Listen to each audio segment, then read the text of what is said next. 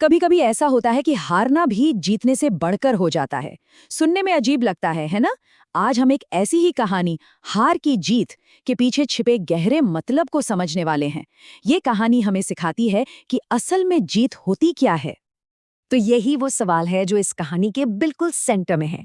एक ऐसा आइडिया जो हमें रुककर सोचने पर मजबूर करता है कि क्या वाकई हार का मतलब हमेशा हार ही होता है। चलिए, अब सीधे इस कहानी की दुनिया में चलते हैं और मिलते हैं हमारे पहले किरदार बाबा भारती से। एक ऐसे संत जिनकी जिंदगी बहुत ही सीधी सादी थी। देखिए, बाबा भारती ने दुनिया की हर चीज, हर मोह, सब कुछ छोड़ दिया था, सिवाय सिवाय एक चीज की, और वो था उनका शानदार घोड़ा सुल्तान। सुल्तानी उनकी पूरी दुनिया था, उनका सब कुछ। वो उसे ठीक वैसे ही प्यार करते थे जैसे एक माँ अपने बेटे को करती है। उसकी देखभाल करना, उसे देखना, बस इसी में उन्हें सबसे ज्यादा खुशी मिलती थी। और ये लाइन, ये सिर्फ शब्द नहीं थे, ये बाबा भारती की भावनाएं थी। ये लाइन सब कुछ बता देती है कि उनका घोड़ा उनके लिए क्या मायने रखता था। वो सचमुच उनका एकमात्र खजाना था। लेकिन जैसा कि हर कहानी में होता है, एक मोड़ तो आना ही था। बाबा भारती के इस शांत जीवन पर भी अब एक बहुत बड़ा खतरा मंडराने वाला था। और ये खतरा आया खगसिन के रूप में। वो उस इलाके का एक कुख्यात डाकू था। मतलब बाबा भारती से हर मामले में बिल्कुल उल्टा। आप देखिए, जहां एक तरफ करुणा थी तो दूसरी तरफ क्रूरता। तो हुआ ये कि सुल्तान की खूबसूरती और उसकी तेजी के चर्चे खड़क सिंह के कानों तक भी पहुंच गए। और बस ये सुनते ही वो उसे देखने और किसी भी तरह पाने के लिए बेचैन हो गया। उसके दिमाग में अब बस एक ही धुन सवार थी, सुल्तान को हासिल करना। और फिर जब उसने सुल्तान को अपनी आंखों से देखा, तो खड़क सिंह ने बिना किसी लाग लपेट के सीधे सीधे अपनी नीयत जाहिर कर दी। यहीं से कहानी के असली टकराव की नींव पड़ी। इस धमकी के बाद बाबा भारती कई महीनों तक डर और चिंता में जीते रहे। लेकिन खड़क सिंह सही मौके का इंतजार कर रहा था, और उसकी योजना ठीक तब सामने आई जब बाबा भारती को इसका कोई अंदाजा ही नहीं था। खड़ग सिंह ने एक बहुत ही चालाक और कह सकते हैं कि एक बहुत ही क्रूर चाल चली। उसने एक लाचार अपाहिज होने का नाटक किया, और जैसे ही बाबा भारती का दिल पसीजा और वो उसकी मदद के लिए घोड़े से उतरे, खड़ग सिंह ने घोड़ा छीन लिया और वहां से रफू चक्कर हो गया।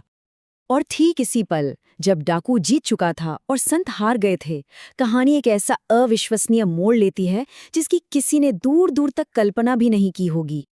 खड़ग सिंह तेजी से घोड़ा लेकर भाग रहा था, लेकिन बाबा भारती ने ना उसे रोकने की कोशिश की, ना ही अपना घोड़ा वापस मांगा। बल्कि उन्होंने एक ऐसी बात कही जो किसी को भी हैरान कर दे।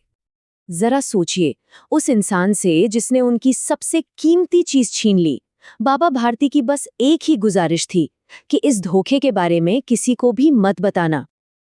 अब ये सुनकर खड़ग सिंह तो हक्का बक्का रह गया। उसे लगा था कि बाबा भारती चिल्लाएंगे, लड़ेंगे, लेकिन यहां तो मामला ही कुछ और था। वो समझ ही नहीं पाया कि आखिर बाबा भारती ऐसा कह क्यों रहे हैं। और यहीं इस कहानी का दिल छिपा है। बाबा भारती को अपने घोड़े के खोने का दुख नहीं था। उन्हें चिंता इस बात की थी कि अगर ये खबर फैल गई तो लोग गरीबों और जरूरतमंदों पर भरोसा करना ही छोड़ देंगे। उनकी करुणा का गला घोंट दिया जाएगा। बाबा भारती के ये शब्द किसी तीर की तरह खड़ग सिंह के दिल में जा लगे। उसके कानों में बस यही एक बात गूंज रही थी, और उसके अंदर कुछ ऐसा बदल रहा था जिसकी उसने कभी उम्मीद भी नहीं की थी। उसे अपनी सोच पर, अपने किए पर शर्म आने लगी। उसे लगा कि बाबा भारती कोई आम इंसान है ही नहीं, वो तो कोई देवता है। जिस डाकू को अपनी ताकत पर इतना घमंड था, वो आज एक हारे हुए इंसान की निस्वार्थता के सामने पूरी तरह से हार गया। और उसी रात पश्चाताप की आग में जलते हुए खड़ग सिंह चुपके से अंधेरे में गया और सुल्तान को बाबा भारती के अस्तबल में बांध आया। उसकी आंखों में आंसू थे। अगली सुबह एक नई उम्मीद लेकर आई, और इसी सुबह ये कहानी अपने सबसे ताकतवर अंजाम तक पहुंचती है। जब बाबा भारती ने अपने प्यारे सुल्तान को वापस अस्तबल में देखा तो उनकी खुशी का कोई ठिकाना नहीं रहा।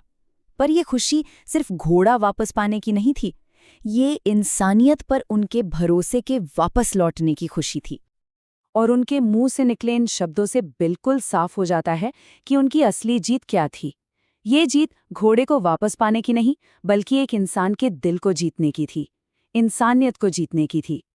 तो बात ये है कि खड़क सिंह ने घोड़ा तो जीत लिया था, लेकिन बाबा भारती ने खड़क सिंह का दिल जीत लिया। और यही इस कहानी का सबसे बड़ा सबक है कि करुणा में किसी भी ताकत से कहीं ज्यादा शक्ति होती है। तो आखिर में ये कहानी हमारे लिए एक सवाल छोड़ जाती है कि असली शक्ति किसमें है? किसी चीज को छीन लेने की ताकत में, या किसी के दिल को पूरी तरह बदल देने वाली करुणा में? इस पर जरूर सोचिएगा।